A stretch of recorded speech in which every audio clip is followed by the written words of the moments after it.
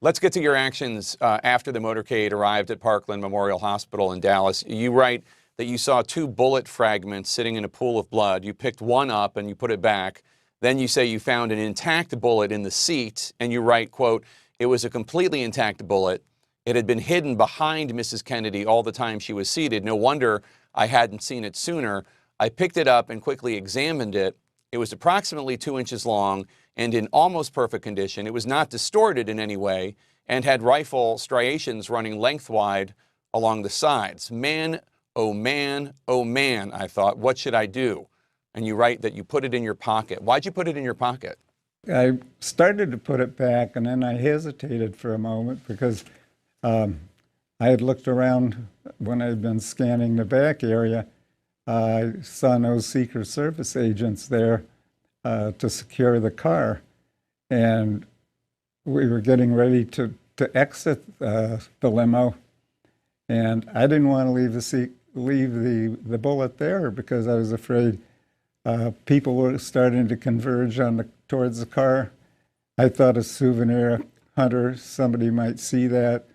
I didn't want to have the press be taking pictures or doing anything like that. And then you write that you put the bullet on the stainless steel examination table where President Kennedy was being treated. The examination table is not the same thing as the gurney used to bring Kennedy from the limousine into the hospital. Exactly where did you put the bullet, and why did you put it there? With the crowd, I got just pushed into that room. I was right behind Mrs. Kennedy. When we were entering the room, I stepped behind her to keep her from getting pushed. And the crowd, she stepped to the side, to the left, just inside the doorway when we entered the trauma room. People were pushing and shoving, and I just got shoved right up against the examination table. And it just so happened I was right there next to the president's feet. People were coming in. It was chaos. And at that moment, I thought, well, this is the perfect place to leave the bullet. It should be with the president's body. It's an important piece of evidence. And this was the opportunity to leave it. Just before the cleanup really started, there was blood and bandages on the floor. His back brace was askewed on the wall. I think it got to me most when I looked and saw the red roses of Mrs. Kennedy in the kick bucket there at the head of the table. And there his blood was still dripping on it. I felt helpless.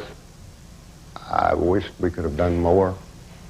I mean, here we had trained all our lives, and we'd lost the President of the United States, and nobody wanted to be around. And Mrs. Kennedy came in, and she stopped and kissed his great toe. And then she went on the right side to hold his hand.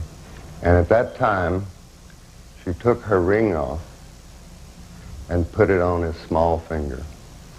And then he was wrapped in a sheet, and we placed him in a coffin. But before we did, I looked at the wound again. I wanted to know and remember this the rest of my life. And the rest of my life, I will always know he was shot from the front.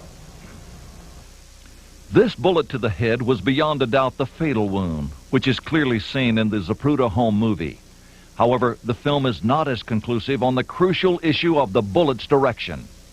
Did the shot come from behind Kennedy or from the front? Remember, the Warren Commission investigation concluded the shots came only from behind. Dr. Crenshaw says they're wrong. The bullet struck about where and passed about where? From here Right. through. And taking out The back, or the occipital part, the back of your head. This was gone, in our view, and that's the reason we could see the cerebellum.